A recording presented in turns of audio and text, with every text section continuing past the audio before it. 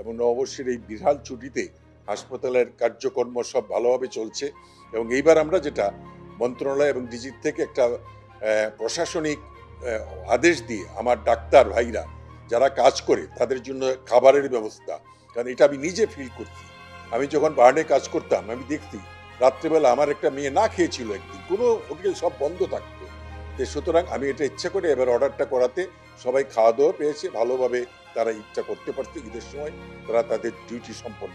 স্বাস্থ্য মন্ত্রণালয়ের প্রস্তুতি যেটা আমরা হাসপাতালগুলোকে বলে রেখেছি ডেঙ্গুর জন্য। এখন একটা জিনিস মনে রাখেন, এখন কিন্তু ডাক্তাররা এই ডেঙ্গুতে ভালো চিকিৎসা সম্বন্ধে ভালো জানে। স্যালাইনের যে সংকটের কথা ভাবা হচ্ছে সেটা নিয়েও আমরা মিটিং করেছি, তাই না? আমি আশা করি সে ধরনের কোনো সংকট হবে না, তবে ডেঙ্গু না হোক এইটা হলো আমাদের সবার প্রার্থনা। ডিজাস্টার না হবে, এবং ডিজাস্টার না হতে গেলে কি করতে হয় এটা তো আপনারা ভালো করে জানেন। আমরা যদি আমাদের বাসা বাড়ি সবকিছু পরিষ্কার রাখি, একবার অসুখ হয়ে গেলে তখন চিকিৎসা, মানুষ পুড়ে গেলে তখন আমাদের কাছে আসে, কিন্তু মানুষ যাতে না পুড়ে, মানুষ যাতে ডেঙ্গু না হয় সেই দিকে আমাদেরকে কাজ করতে হবে।